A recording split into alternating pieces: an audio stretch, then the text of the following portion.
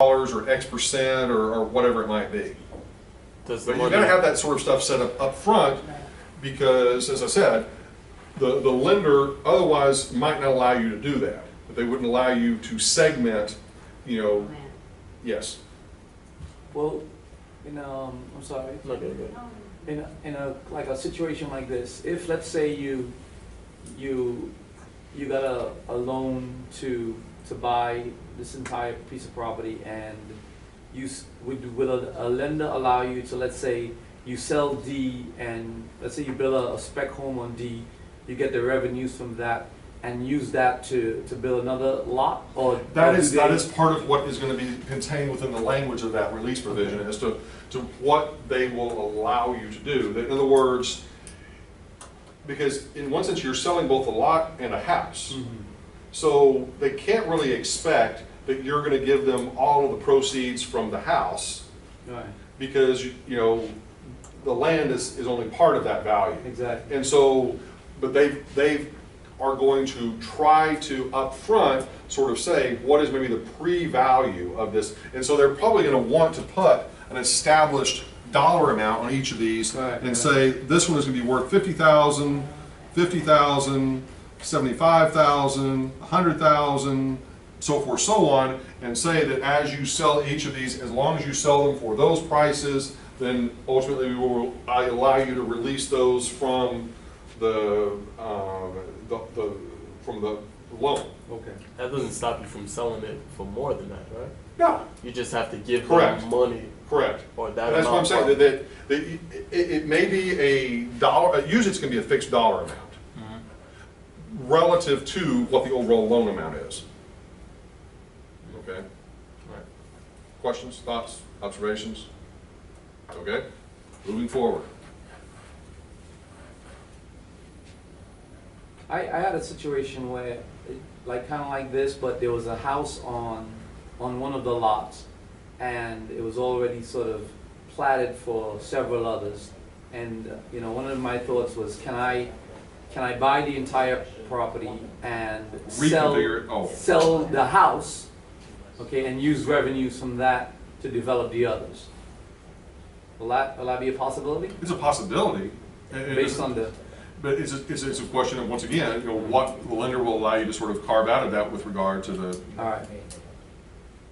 Okay. All right. Moving on. Let's move on to multifamily residential and some of the issues surrounding the development of multifamily residential. Within the past 20 years or so, multifamily residential clearly is the most risk-free form of development that pretty much exists. It has been standardized, it has been effectively, what's the word I'm looking for? It's easy to do, I guess is a simple way to sort of put it, because there's been so much attention given to multifamily residential in terms of making it a fairly risk-free or very low-risk sort of project that it's one of the easiest forms of development to get financing for. One of the cheapest finance, or in other words, the sources of financing are among the cheapest that are out there because the perception is the risk is really, really low.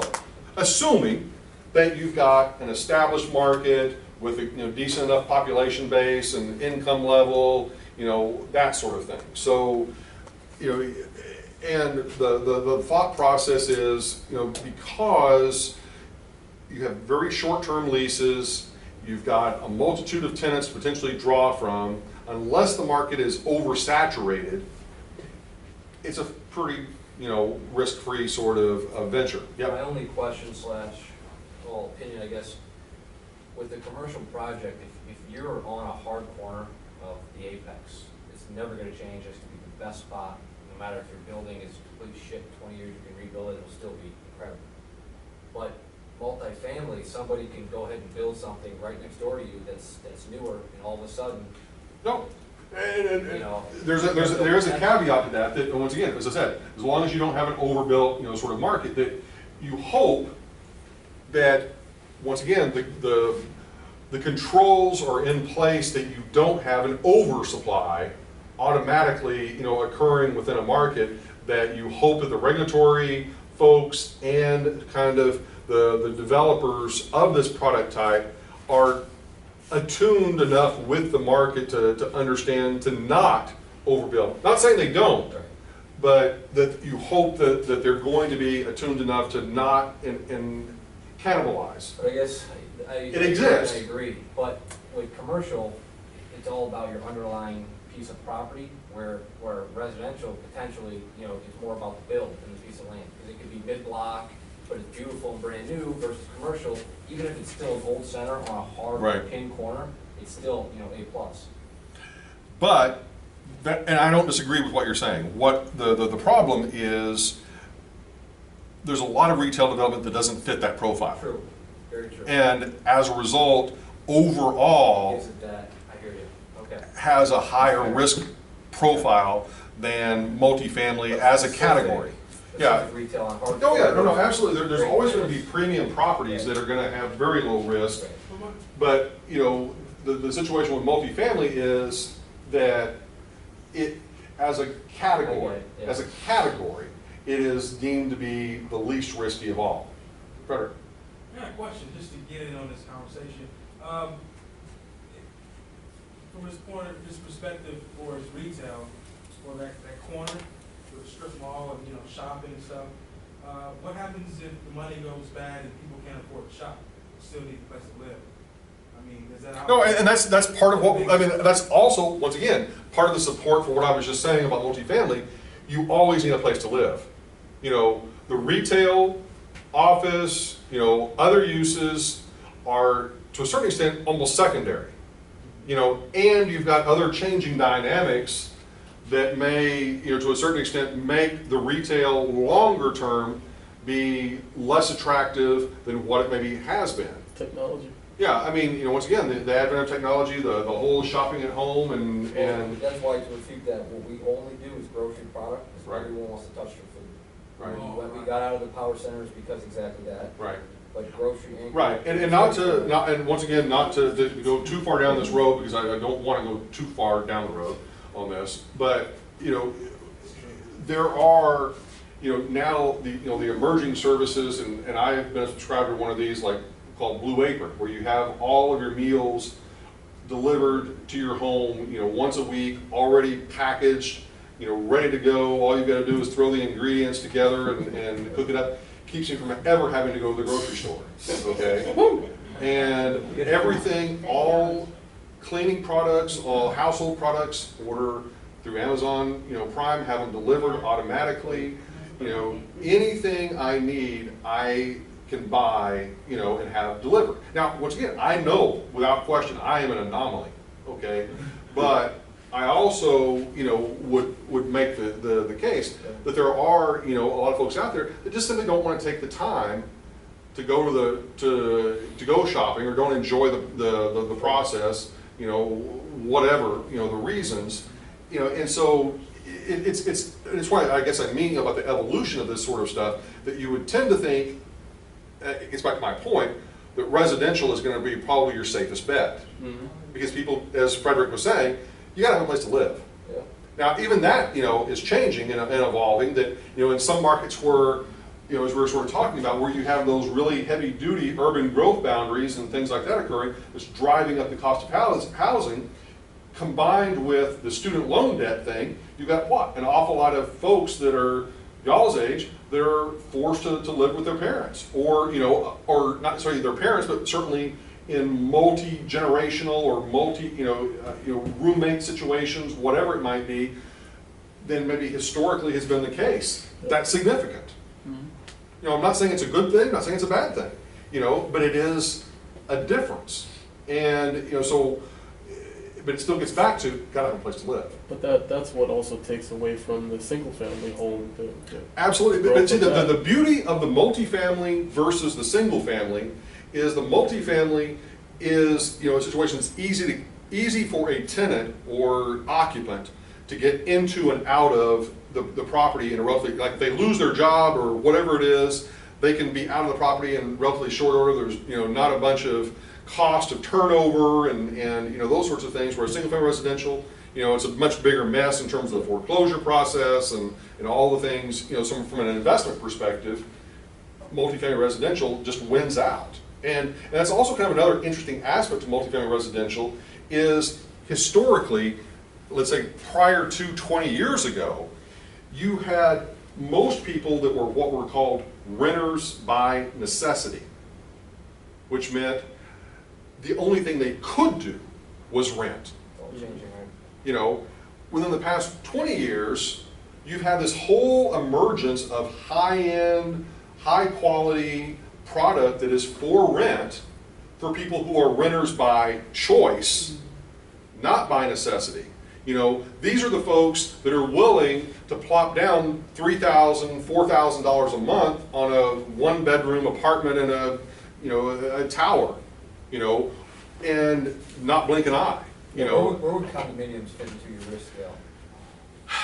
they're a whole different animal because, once again, they're they're a for sale product, and so as a result, you may have a number of buyers that are out there. I mean, obviously, Miami is a really weird market when it comes to condos because you've got all the international buyers that prop up that market in a very artificial way.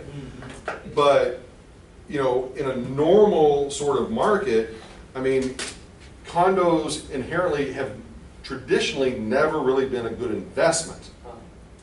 They, you know, because most of the time people they'll pay the development cost up front, and they'll, after, you know, maybe the place is potentially full, and now it's no longer the newest product in town, and you usually have a lot higher HOA fees than a lot of people maybe anticipate they're going to have, and a number of other issues that usually the values on those don't usually maintain themselves. But I mean, once you sell them out, you're out of there. Well, as a developer, I'm talking about like then subsequently the folks that actually maybe are the first purchase. But you know, the developer's perspective, yeah, no, you can score huge. Gotcha. And as a matter of fact, what will happen is some developers will build a project as multifamily residential, but yeah, and make the conversion, but in some cases you are precluded from doing so by your loan documents. And vice versa is also true. That I have seen condo projects that very easily could have rented themselves out and done phenomenally well as rental product, but they were precluded from doing so by virtue of the loan documents that would not allow them to do so. So that's a whole, you know, other dimension to it.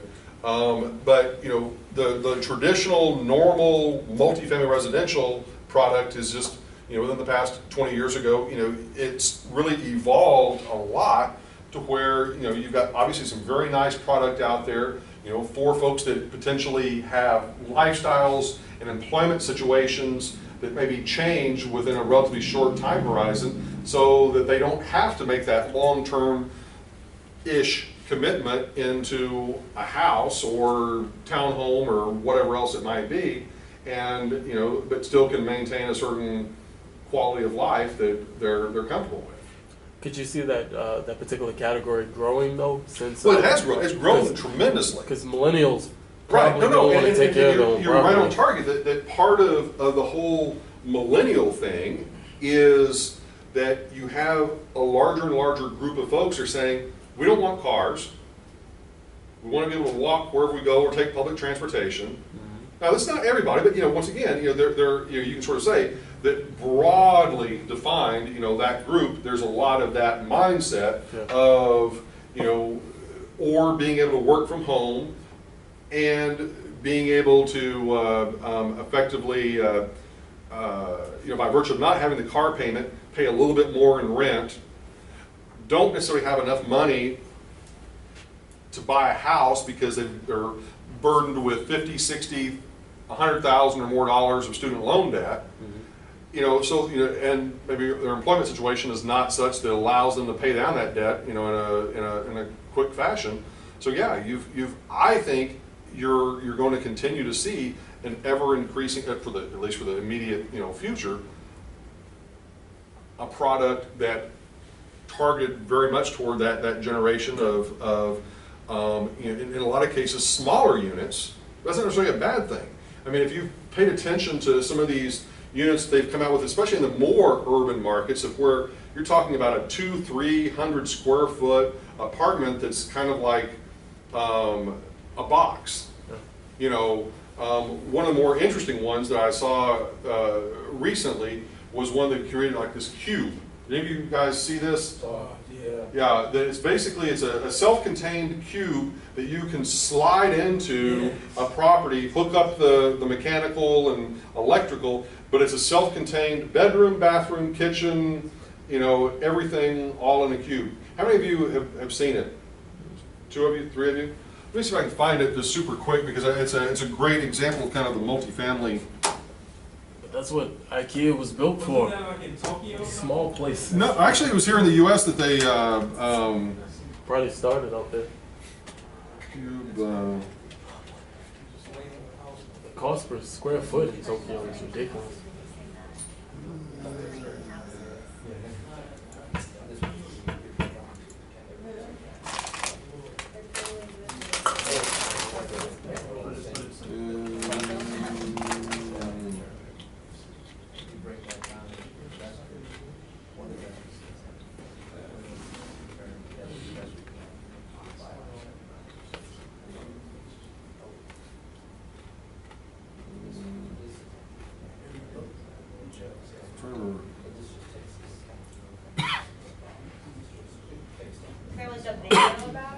Well, there was actually the imagery and then the article, and I wish I could remember specifically the name of it. But in essence, the best way to think of it was just like, I want to say it was like 10 foot by 10 foot, and probably maybe even like 10 foot tall, and it was the sort of thing that the bed would slide out. In the middle of it was the bathroom, toilet, and shower. On one side was the kitchen area with the sink, refrigerator, that sort of thing. On one side was like a closet area, and then the other side was like your area for your like TV and sort of living room thing. But it was just fascinating. Everything was all self-contained, but the whole idea was it's a prefab thing that you literally could take this, insert it into virtually any space, and all you've really got to do is hook up the water, sewer, and electrical, you're good to go. You know, so super quick kind of. So if any of you guys can maybe find it, but I thought it was like a cube residential, or. Is it really small? Yeah, like I said, it was 10 foot by 10 foot by, I think, 10 foot. Something like tiny. Wait, you plug it, it would go inside a building, or you just plug it into like a podium? It would go, you could literally just, like slip it, just like, it would ship in like Like you build a concrete structure, yes, and then you just, slide it in. Like the perfect use for it would be like for people who had like garages they wanted to turn into bedrooms. Perfect size for that. You just, Try looking up a loft cube. okay. Oh, the one I saw, Dr. Corey, it's called Japanese Capsule Hotel. Something like that. It's like a real I don't know small. if that's it. See that? That one's pretty cool It's too. crazy. I see the one you talking about, but But a little. that's probably not. That's pretty nice. Yeah, it's pretty cool. But you pay for the TV. Yeah. Any of that. Probably not going to find it, but.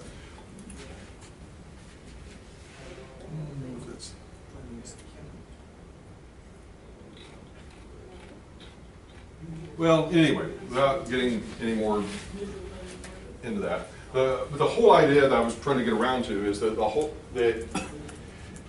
another movement, is this whole idea of, creating like a multifamily residential product where that you could make an easy conversion from some other alternative uses. We're talking about the flexible use sort of stuff. That you have something like this that you could take virtually any space, insert it into, boom, you're ready to go.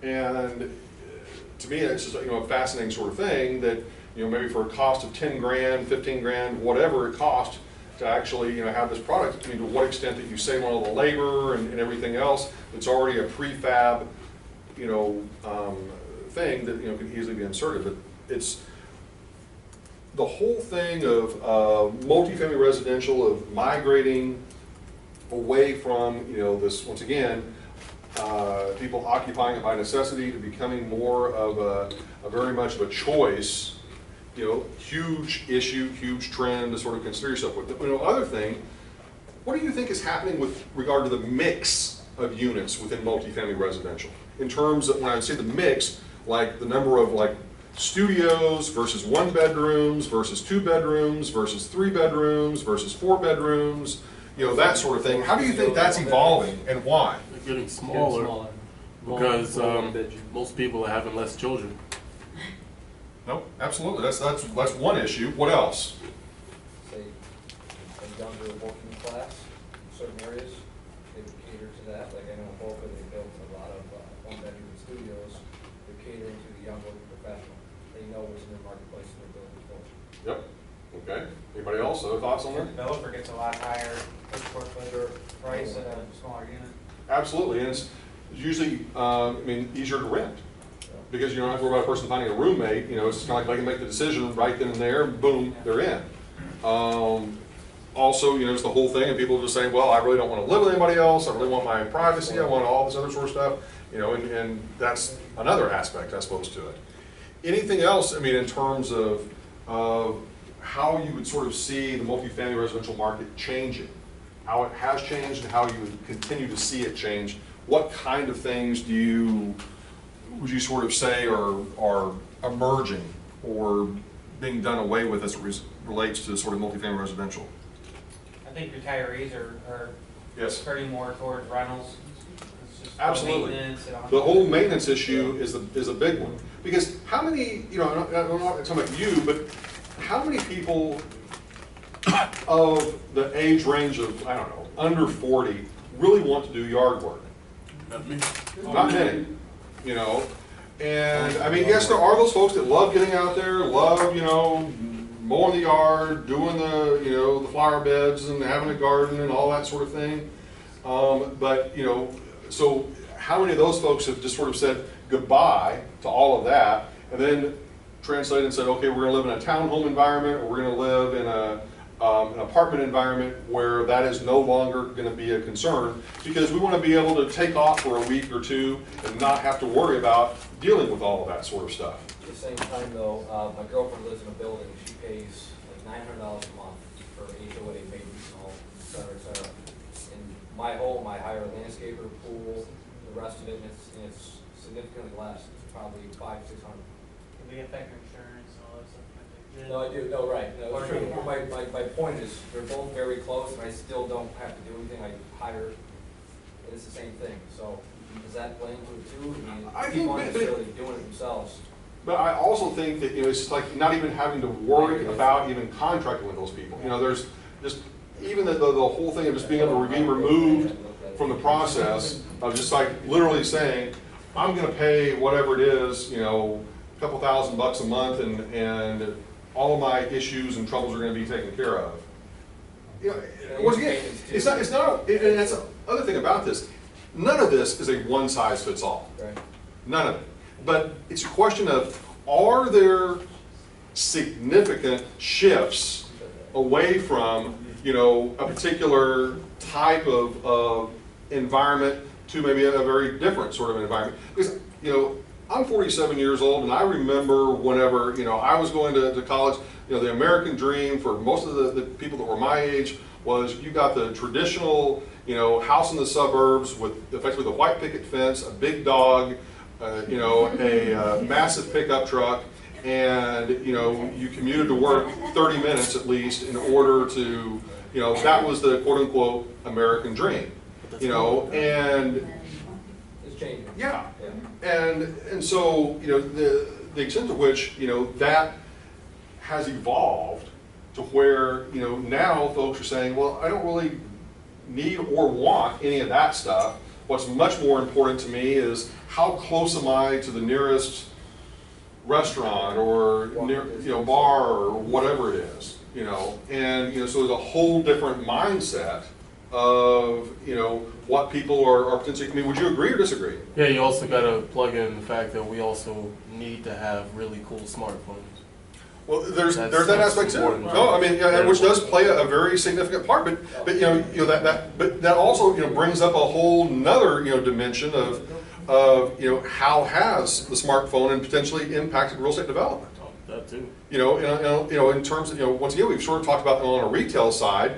I mean, no longer having to have record stores, music stores, bookstores, video stores. You know, all of those tenants are pretty much gone by virtue of. We won't build power centers anymore. Yeah. So I mean, there's you know, all sorts of, you know, dimensions there, but you know, but you know, getting back to the multifamily thing is, what other things could you see evolving under the multifamily sort of umbrella over the next 5, 10 years or so? I don't take this the wrong way, Frederick, but at some point we won't need realtors anymore. Absolutely. Because I've seen technology where you can literally have a virtual tour Right. of any apartment that you want to see right off your smartphone. Right.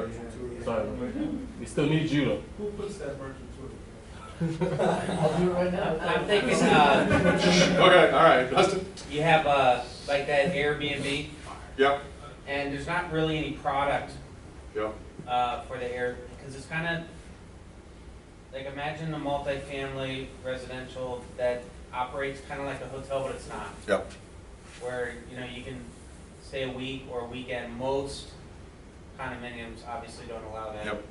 And if it's multifamily rental, you don't have that Yep. short-term. There's a lot of blurring of lines of Yeah, what but the if product you type had, is. like a single building that was not a hotel, Right. but it was operated like a hotel. I mean, I think Really that's- short-term leases. I don't know, is that? Do they No, I have- mean, absolutely. I mean, I think that's a very valid, you know, I mean, to the extent that the local, once again, regulation allow for, you know, that sort of thing, because in many cases they really don't. It's kind of almost like this thing that happens without really any knowledge or oversight until someone Right. complains.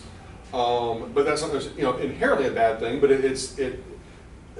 but the whole Airbnb concept of being able to rent out a house, an apartment, condo, whatever, you know, I mean, to me, you know, that ability that you have as an individual owner or potentially owning multiple properties and being able to utilize a service like that at a very low cost, I mean, to a large extent, to me, I think there is a really huge market in the future for more things resembling that. Yeah. I know you're into redevelopment a lot. What do you think about the redevelopment of shipping containers to Absolutely. housing? I mean, you know, because a lot of those get effectively just discarded. Mhm. And so, you know, I've seen some fascinating projects that are built out of the shipping containers because they're, you know, almost perfect height, you know, and the dimensions are such that they can be turned into some, you know, incredible, especially like backyard kind of, you know, extra sort of living quarters, kind of a, you know, pod home kind of thing. But yeah, fascinating, you know, opportunity there, and to what extent you could stack them and create kind of a multi-family environment. I think, you know, a handful of folks have done that. Have you been to that one in New Zealand when you were there? That like shopping mall they built out of? I think I heard something like that. Yeah, it was in our construction class. No, I don't think so. There was, yeah, go ahead. Then you Frederick. spent time over there. No, I was thinking, what kind of issue would that cause for is lightning strikes and things like that? I'm assuming they're to be insulated. I mean, in the sense that you're not going to have probably any exposed, but you know, you're not going to, I mean, like, in other words, the metal itself inside is not going to be exposed. It's probably going to be covered with, you know, whatever in terms of the You need some type of drywall and insulation. Oh, that sort of thing. Definitely need some lights. And you can ground them. I was thinking back then, like these country houses or down Yeah. I grew up in, and they had tin roofs. Right. You know, it's like, oh, the lightning hit the roof. Yeah, but if it's grounded, it's not going to be a problem. Yeah. Yep, okay. Any other questions on this before we move on? All right. So, all right. Other issues related to multifamily in terms of kind of other future problems, opportunities? Yep. I mean, just the scarcity of land now, so you can't really do a nice single-family dwelling because the land is not available anymore. Or the cost is just too high to justify single-family residential, so therefore that's yet another driver behind the whole multifamily movement, is in order to make it economically feasible, you've got to have that increased density. So that's another point that no one's really made up at this point. That's a good one. Yep. What shortcomings do you see, if any, for that sector? I really don't. Other than, is there the possibility that, yeah, you're going to have some markets that you're going to overbuild, Okay. simply because, maybe the economics just simply aren't there, or you have a major shift in employment, within that area. But barring that, yeah, it just seems like that's probably the most secure of all of our sectors from change. Because, I mean, and not to oversimplify, but, we really begin to question, as we're able to move more and more uses out of an office environment into a home environment, more and more of the retail stuff out of the office or out of the retail environment into the home environment. Not that we all want to become recluses in our, residences, but, to a certain extent, that almost seems to be what we're kind of almost migrating toward to a certain extent. It's, what is the end game? I mean, seriously, what is the end game, from a standpoint of taking it to its logical conclusion that all of a sudden we become these folks that shop exclusively at home, get all of our products brought to us so we don't have to go out. We're able to do all of our work at home without ever having to go out. We're able to get all the entertainment we could possibly stomach at home without ever having to go out. Is that is that truly the end game? It's a sad Now, I'm not saying it is or it isn't, but at some point you want to say, let's push this to the logical extreme. Is that what we're trying to create? We're gonna go to virtual clubs and stuff. Is it really what we're trying to create? And it's a very legitimate question. It does, push the boundaries of, some things, but at the same time, you do begin to sort of wonder, how many professions can we, push in that direction, or should we? And that's even another question of, well, just because we can doesn't necessarily mean we should. Okay, Laura, I know you had a question, or you did. I Oh, was gonna say the same thing about the employment. Some cities have like big employers, and if that company moves out, then people have to move out of the apartments. right. Well, and see, and that was another aspect, and this is kind of an interesting one, that if you have enough of your populace that lives the lifestyle that I'm sort of describing, of able to shop at home, able to work at home, able to be entertained at home, theoretically, you could live almost anywhere.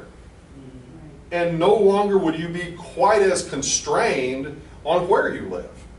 In terms of living in an employment center, that sort of thing, you could just say, I really want to live, I don't know, out in the middle of a Louisiana swamp. Not that anyone would want to do that, but theoretically, that could, very well be what you want to do, and have everything delivered to your doorstep, and have all the connectivity that you could possibly want, and have all the crawfish you could possibly want, so what could be better, or worse, depending. Okay, yeah, Frederick? What about the possibility of becoming a homeowner becomes easy again, like it did around early 2000? Flood the single family market to get a loan. The problem with that, keep in mind, part of the whole reason why the single family market has been as significant as it has been in the past, and even continues to be, is because of government intervention. That effectively trying to make home ownership a goal of our American society. And that we've created tax relief for homeowners in terms of the mortgage interest deduction. We've effectively created loan programs that give first-time home buyers, all sorts of opportunities. We've, created, these programs that, effectively make the home purchase, in a lot of cases, less expensive than maybe the alternative might be. But one still has to sort of, step back from all of that and kind of say, is that really a good decision to make? because is there really the long-term economic value as an investment that there once was in the home market, the single-family residential home market, that, or are you just better off paying rent and, you know, having that flexibility and fluidity of being able to relocate whenever you need to? I'm just thinking that the appeal is the asset value or the. Well, but that's my point, that a lot of that is artificial. A lot of it has been government mandated, government, you know, infused to create. No, I'm not, don't get me wrong, I am not against home ownership. That's not the point. The point is, it is a lot of it is an artificial value creation, you know, and part of it was, you know, the idea that stable communities in terms of people that stay there for extended periods of time create more of a sense of community, a sense of pride of ownership, you know, all of those sorts of things that hopefully create these set of community values, versus you take the more of a transient kind of thing where people sort of freely are able to come and go as markets change, and there isn't really maybe that stability. That at some point on the multi, and this actually does get to Anthony's question, that, you know, if we all were to sort of migrate toward the multifamily residential side of things, you know, do you create this environment that is unstable? That if some little something goes bad within that geographic area of where that product was developed, all of a sudden people just, you know, and that particular product is toxic in that sense. You follow what I'm sort of saying? Whereas it's much more difficult to move out of a neighborhood of single-family homeowners, because a lot of them, to a certain extent, are trapped in their mortgages, you know, that they're not able to effectively sell their property and move out in the event that something bad happens. And so, you know, that on the flip side is kind of a negative. Any thoughts on that? I think overall, the younger generations will always want to be free to move, but as you get older, you'll probably get to that point where you start looking towards your family, leaving something for your family. That becomes something important as you get older. Right. But then there's a reverse to that, where as you get older, you just want to go do the things that you couldn't do as you were young. So I think as a nation, we'll always have a little bit of both. People are going to want that steady, and then people are going to want that freedom. Yeah, I don't disagree with that. It's just, and that's the thing that I think we like to broad brush it to the point of saying everyone is going to do this, everyone is going to do that. No, it's just that you may have a greater percentage of people doing this or that than maybe previously has. But from the development perspective, the point is, how does that then change the market dynamic for what kind of product should you be developing? You know, do you really need to still be developing single-family homes in the suburbs with white picket fences as the predominance of what maybe you do? You can still do it. There's still a demand for that, but is there maybe more demand and maybe an easier product of just simply, you know, doing multifamily? And then based on what you're saying, the demand factors are changing based on multifamily. If you're saying, listen, you can basically live there and work from home, then it doesn't have to be close to employment and that sort of thing. Yeah, I mean, personally, I've often fantasized about the whole idea of being able to operate in a completely virtual environment of like teaching. You know, of being, you know, I said a few years ago, I thought, you know, it would be awesome, and I was pretty much at this point of right before I actually took the job here at Nova, I had worked at a situation with my previous employer. I could have lived anywhere in the world and taught exclusively online courses. You know, and I really seriously considered, where would I go? No, where specifically would I go to live, you know, in the world? Because I can literally be anywhere. And I thought long and hard about it, and I said, well, you know, do I want to go to Fiji? Do I want to go to New Zealand? Do I want to go to, you know, India? Or do I want to go to, you know, Iceland, or, or do I, potentially even want to just be completely migratory and just say, I want to spend 3 months here, 3 months here, 3 months here, and just migrate around and do that. And then the offer came up to come to Fort Lauderdale. I'm like, it fits most everything I want, so I think I'm just going to go there. Really, your last But, Settled on us, huh? Great. yeah, there you go. That sort of follows the trends too of like Florida virtual school, where like parents don't have to stay in one place with their families, Absolutely. whereas families used to have to stay in neighborhoods. I mean, the percentage is like continually growing where they're enrolling their kids in virtual school for one reason or another. Sometimes it's because they don't want them in the actual school, and sometimes it's for the flexibility of travel and Absolutely. and other things in life. Yep.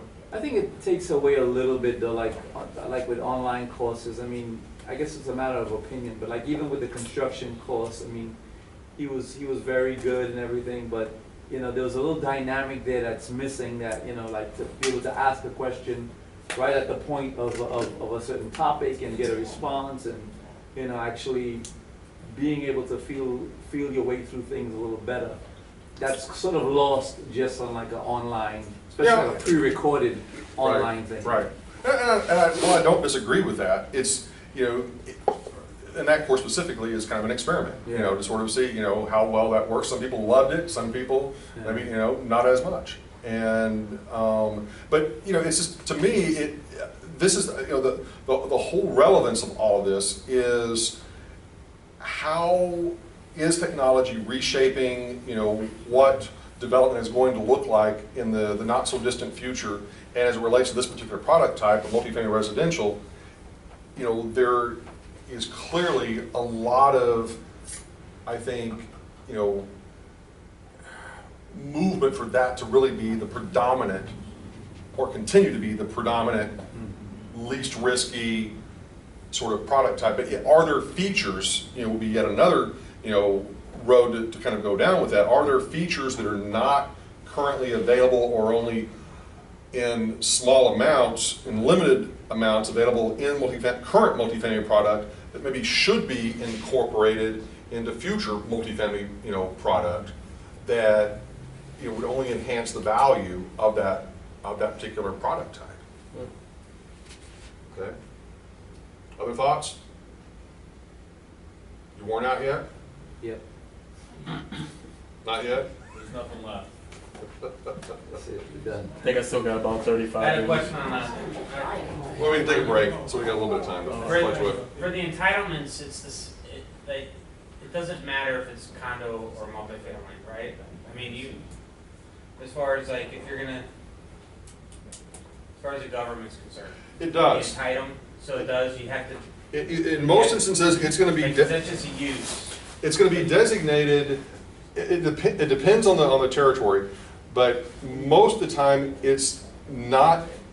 Okay. Some jurisdictions get super specific and say it is multifamily, rental, kind of residential. Others would say actually condominium, high density development.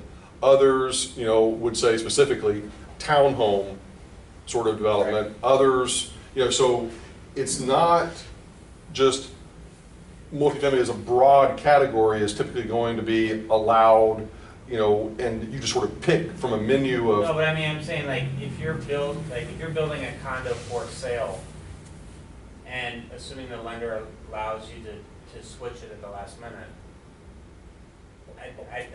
I think it, in Miami, I don't think it matters as far as like you have to go back. It's just like your use changes. But your use would change. As far as what you're putting there it's still the same.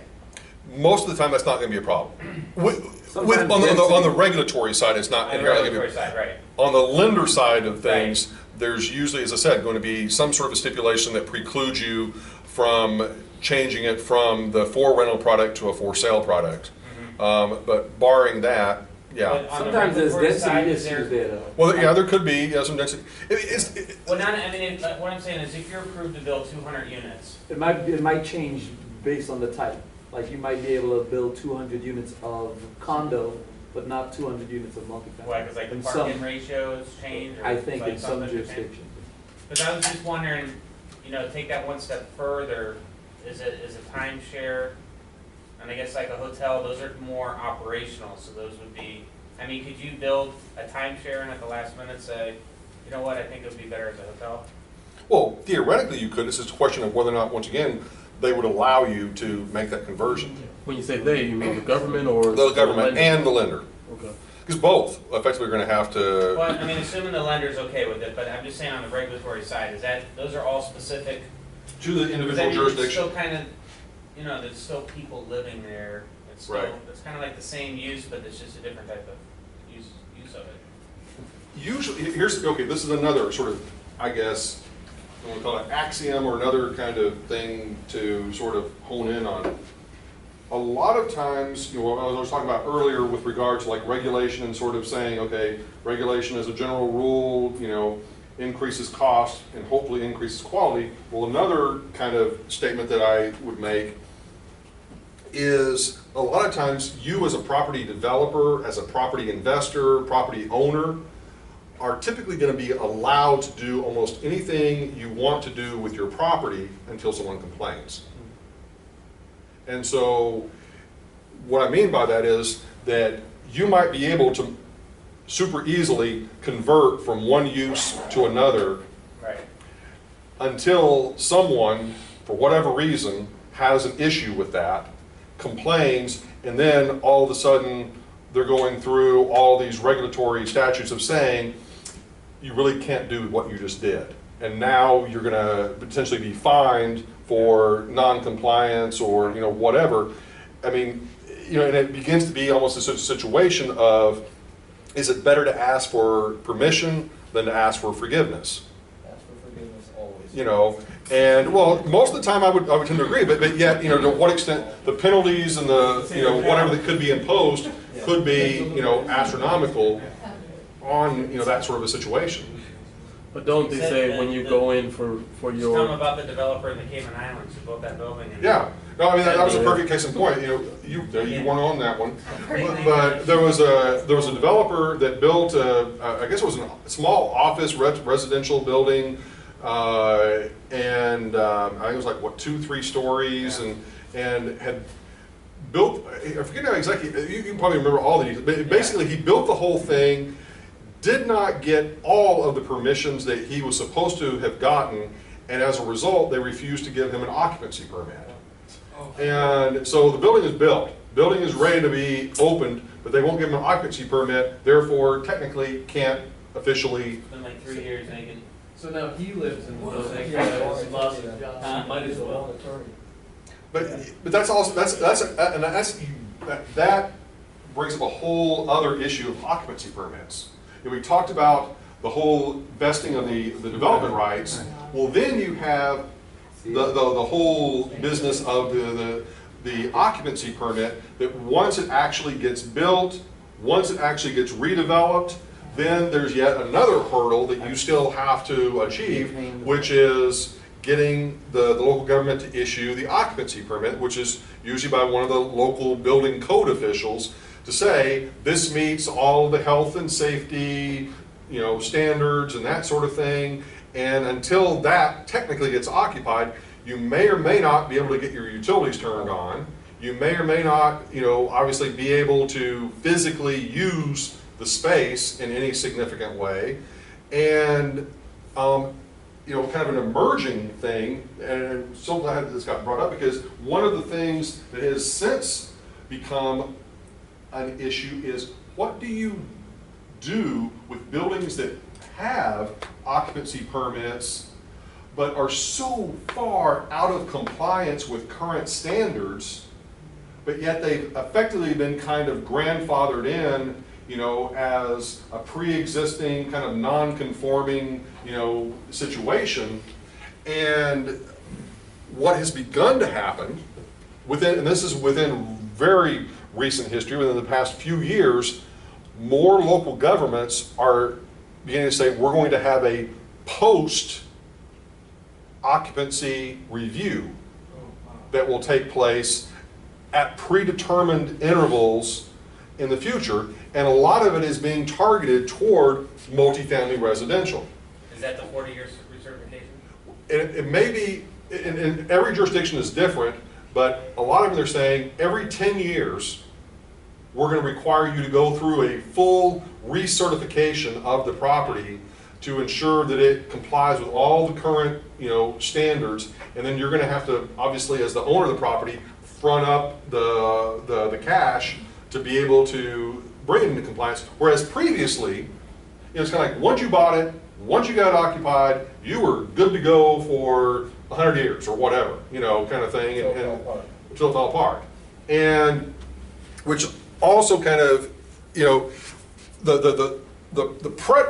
precursor or predecessor to this whole post-occupancy review was, in a lot of jurisdictions, they would say, if the property becomes unoccupied at any point in time, you must recertify it prior to it becoming reoccupied. And this could have applied to residential, retail, office, whatever. And a lot of times it was just more of just a simple blessing of saying, okay, yeah, it's okay, everything's fine, move the next tenant in. But in other instances, not so much. It was like a complete, overhaul of the property to bring it into compliance with whatever those current standards might be. And it's the sort of thing that you as a property owner could be completely blindsided by, of like, I had no idea I was going to have to, all of a sudden, I'm going to have to install a sprinkler system. I didn't know that I was going to have to do. I'm going to have to, install a totally upgraded electrical system, or a totally, more energy efficient air conditioning system, or low E glass on all the store fronts, or, whatever it is, And so that's, not so much a development risk, but clearly a redevelopment risk. And from the standpoint of, as just an investor holding property, those are some very serious things that are beginning to kind of take shape and form in the more urban, more sophisticated cities, because they're trying to deal with, the big picture behind it is they're trying to deal with urban blight. I'm sort of saying, we've got to do something about these properties that maybe are 50, 60, 70 years old. Nothing has been upgraded on these properties for years. We need to sort of step in and sort of start making sure that they comply with the current standards so that people are kept healthy and safe. They also do that with legally non-conforming places. When you go to make improvements on them, they force you to. Yes, that's like one of the topics I'm sure that you talked about in either the real estate law course or the more kind of entitlements course, is that whole notion of a pre-existing non-conforming use. And so in a lot of jurisdictions, you may have had a situation of where something was built, like the most common are like cities that have chosen to become dry. In other words, they will no longer sell alcoholic beverages. And so you may have had a liquor store or a bar or restaurant that served alcohol, that all of a sudden they're told this city is going dry and no longer going to sell alcoholic beverages of any sort in the city, but those that are already there in operation are allowed to continue operating. But if they ever burn down, if they ever close, if they ever need any sort of renovations, they're shut. Okay? And that's a fascinating sort of thing in of itself, of these businesses that would be continuously operated forever and a day, that it's like, once again, if they ever shut down and change of ownership, they're just out of business. Yep. They're never going to be able to reopen for that very reason, because being a pre-existing non-conforming use. Okay? Other questions on that? Another one that sort of spins off of that, it's kind of interesting, in talking about alcoholic beverages and kind of problems. I could talk about that all day. Another sort of regulatory thing. This is the final story, and we'll end up after this. When I was going to graduate school in Lubbock, Texas, where Texas Tech is located, Lubbock, Texas is a dry community, meaning you can't buy alcohol in terms of, any sort of beer, whatever, hard liquor, anything within the city. You've got, at the time, 25,000 students, going to the university, can't buy any alcohol within the city except at bars. They did allow, bar service, but you couldn't buy it like to transport it back to your house or your dorm or whatever else. You had to go to a bar in order to drink it. And part of the reason for this was a very kind of conservative, religiously conservative, sort of community. And so they set up the laws to preclude all that. But this was the part that's interesting from the real estate perspective. There was a little area just outside the city limits. Here's like this area, the city of Lubbock. And there's a little strip that's called the Tahoka Highway. And on the Tahoka Highway, there were literally, and this was back in the late 80s, these Sam's Wholesale Club sized liquor stores, which were totally to service basically the city of Lubbock. And the point being is the city of Lubbock was losing a ridiculous amount of sales tax revenue off of these liquor stores. It was kind of a funny sort of side story. I went out there once, when I first, arrived in Lubbock with all the buddies in the car. We're driving out there, and you're driving out this road, nothing. I mean, it's like desert wasteland. And all of a sudden, this is like 9, 10 o'clock at night. It's dark as just nothing, no street lights, nothing.